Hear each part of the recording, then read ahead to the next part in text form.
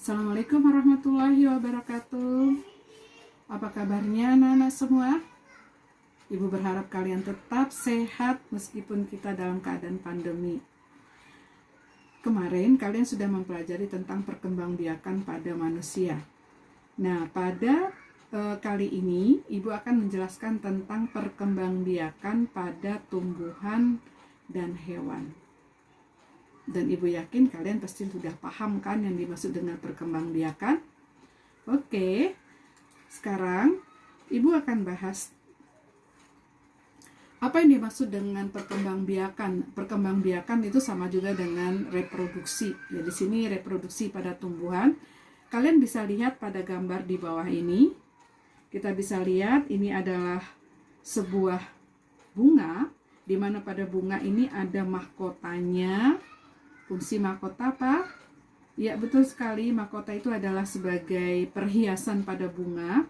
Dia juga sebagai pendaya tarik, artinya buat daya tarik serangga untuk mendekati bunga ini. Nah, pada bunga ini kalian bisa lihat ada yang disebut dengan putik, ada yang disebut dengan benang sari. Nah, ini pada putik ada kepala putik. Kepala putik ini adalah sebagai alat kelamin betina pada tumbuhan. Kemudian ini ada tangkai putiknya, lalu ada benang sari. Pada benang sari itu ada kepala benang sari. Ini juga merupakan alat perkembangbiakan pada tumbuhan pada laki-laki. Jadi kalau pada jantannya disebut sebagai benang sari, pada betinanya disebut dengan putik. Lalu di sini ada bakal biji, di mana pada saat benang sari ketemu dengan kepala putik, nanti dia akan terjadi yang disebut dengan pembuahan. Nah, kemudian di sini ada yang disebut dengan kelopak, ada dasar bunga, ada bakal biji, dan takai bunga. Jadi, pada perkembangbiakan atau pada reproduksi pada tumbuhan, dibagi dua macam. Yang pertama secara generatif, yang kedua secara vegetatif. Yang Ibu sebutkan tadi itu adalah perkembangbiakan secara generatif. Generatif artinya secara kawin. Jadi di sini ada pertemuan antara benang sari dengan kepala putik, itu disebut dengan generatif atau disebut juga dengan penyerbukan. Selanjutnya, reproduksi pada tumbuhan secara generatif ini merupakan reproduksi yang melibatkan proses peleburan gamet jantan dan gamet betina. Nah, proses peleburan dua gamet induk ini biasanya disebut dengan pembuahan. Jadi, reproduksi generatif terjadi pada tumbuhan berbiji, baik itu berbiji terbuka maupun berbiji tertutup. Nah, alat reproduksi tumbuhan itu apa saja? Di sini alat reproduksi pertumbuhan itu ada yang disebut dengan penyerbukan, ada juga disebut dengan pembuahan. Reproduksi pada tumbuhan secara vegetatif atau disebut dengan secara aseksual. Kenapa disebut aseksual? Berarti dia tidak ada peleburan dua alat kelamin, tidak ada sel gamet pada benang sari atau pada putiknya. Jadi di sini biasanya kalau vegetatif itu berarti dia memperbanyak dirinya dari tubuhnya sendiri. Jadi artinya merupakan cara reproduksi perbanyakan diri tanpa melewati proses peleburan dua gamet. Artinya satu induk tumbuhan dapat memperbanyak diri sendiri, menghasilkan keturunan yang memiliki ciri identik. Identik itu artinya cirinya sama dengan induknya. Nah, di sini kita bisa lihat reproduksi secara vegetatif dibagi dua, ada secara alami, ada secara buatan. Nah, nanti kamu bisa baca di LKS kamu kalau belum jelasnya di halaman 16 ya, sampai halaman 19. Ibu akan jelaskan kembali. Reproduksi alami itu artinya dia berasal langsung dari tubuhnya. Nah, di sini dia yang secara alami dibagi menjadi 6, yaitu ada yang disebut dengan secara rizoma. Ya, rizoma itu artinya dari akarnya tuh. Nanti kamu bisa lihat di buku. Jadi artinya dari akar dia tumbuh batang ke bawah. Nah, nanti dia akan tumbuh tumbuhan tanaman baru itu contohnya pada tanaman seperti lengkuas, jahe, kunyit. Yang kedua yaitu stolon. Stolon itu artinya dari tumbuhan akarnya tadi membentuk batang, lalu dia akan tumbuh tanaman baru. Contohnya pada geragih atau pada stroberi. Stolon biasanya disebut dengan geragih ya. Jadi contoh stolon atau geragih itu contohnya seperti alang-alang atau pada stroberi. Lalu ada umbi lapis. Umbi lapis itu berarti dia dari umbi yang berlapis-lapis. Contohnya pada bawang merah atau pada bakung. Lalu secara tunas itu berarti dari induk, di sampingnya itu ada tumbuh tunas baru atau tumbuh anak baru, nanti akan memisahkan diri sendiri, contohnya pada tanaman pisang, kemudian ada juga pada tanaman bambu atau juga pada tanaman tebu. Lalu ada disebut dengan umbi batang. Nah, umbi batang itu berarti dari umbi akan tumbuh tanaman baru, contohnya pada tanaman kentang atau pada ubi jalar. Yang keenam, daun. Nah, daun ini sebenarnya yang disebut dengan stek ya. Contohnya pada cocor bebek. Pernah lihat tanaman cocor bebek? Nah, di cocor bebek itu pada daun itu dia ada gerigi-gerigi. Nanti kalau begitu jatuh dia akan tumbuh tanaman. Nah, bisa juga pada tanaman cemara, dia juga termasuk sebagai tunas adventif ya, atau disebut dengan dari daun. Selanjutnya reproduksi yang disebut dengan vegetatif buatan. Kalau buatan itu berarti sengaja kita buat.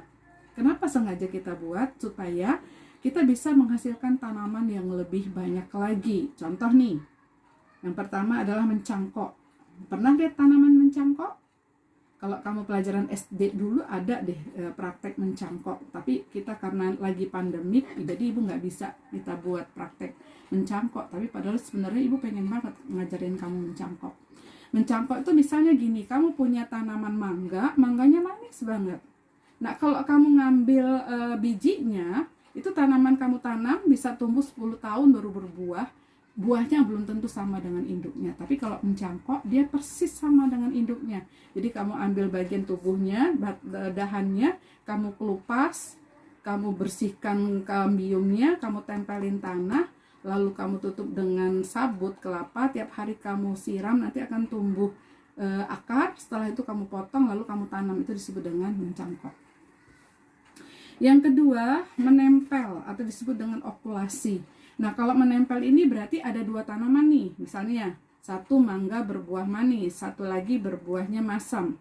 Nah, yang manis akarnya rapuh, yang asam akarnya kuat. Nah, kita pengen punya mangga yang manis, akarnya kuat. Nah, kita ambil dari tunas tanaman tersebut, kita potong, lalu kita tempelkan ke tanaman yang lainnya. Itu disebut dengan menempel. Lalu menyambung itu dua tanaman, kita potong, lalu kita pindahkan. Yang tadi ya contohnya mangga yang asam pindahkan ke manis, manis tumbuh ke asam, sehingga akan menghasilkan dua variasi tanaman yang lebih bagus.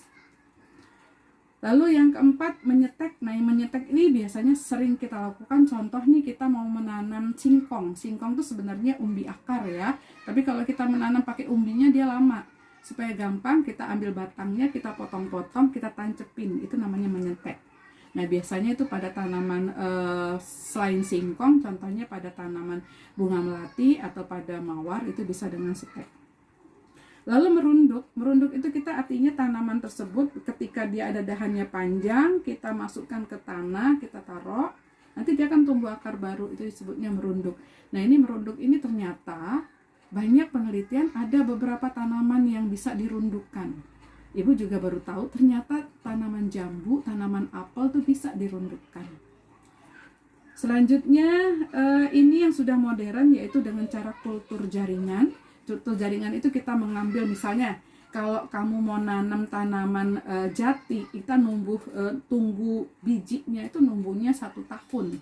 Nah, tapi ternyata daun jati itu kita ambil, kita taruh di media agar dia bisa dijadikan bibit. Jadi daun tersebut dipotong kecil-kecil, kita masukkan di media agar, ternyata dari satu daun tadi bisa menghasilkan jutaan tanaman baru. Nah, ini yang justru lagi dinanti-nanti untuk dunia pertanian, sehingga kita bisa menghasilkan tanaman yang tadinya langka menjadi tanaman banyak yang baru yang sehingga tidak menimbulkan yang disebut sebagai kepunahan suatu tanaman. Jadi teknik kultur jaringan ini adalah yang saat ini lagi booming yang dilakukan sehingga bisa menghasilkan tanaman, bibit tanaman yang lebih banyak lagi. Selanjutnya, perkembangbiakan atau reproduksi pada hewan. Nah, pada hewan perkembangan biakannya juga sama, ada yang disebut dengan aseksual, ada seksual. Artinya yang aseksual tanpa perkawinan, tanpa ada peleburan, ini biasanya pada hewan yang rendah, ya. Sedangkan yang reproduksi seksual berarti pada hewan yang tinggi. Nah, kita akan bahas perkembangbiakan aseksual pada hewan. Yang tingkat rendah tuh berarti yang dia bersel satu, ya. Kalau yang tingkat tinggi berarti dia bersel banyak.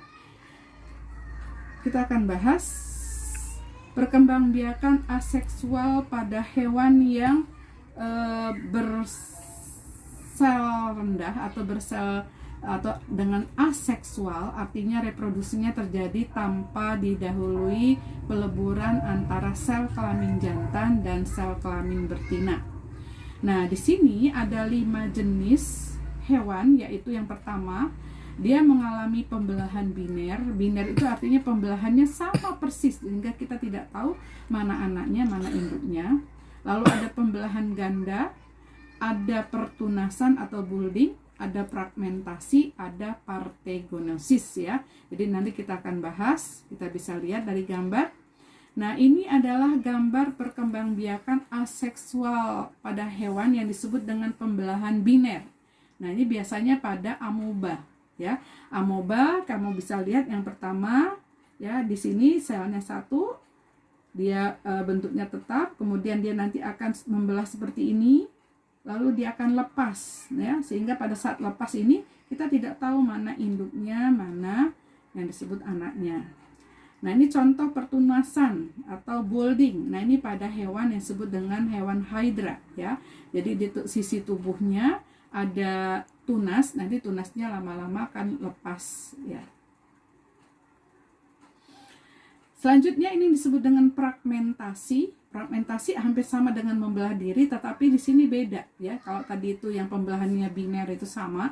Kalau ini contohnya pada cacing planaria, ya, kita bisa lihat ini cacing planaria yang lagi utuh. Kemudian lalu dia mulai memendekkan tubuhnya, kemudian dia akan terbelah. Nah, belahan ini nanti akan membelahnya beda. Yang kecil, belahan kecil disebut anaknya, yang besar itu disebut dengan induknya. Itu disebut dengan proses fragmentasi. Selanjutnya, perkembangbiakan seksual pada hewan tingkat tinggi.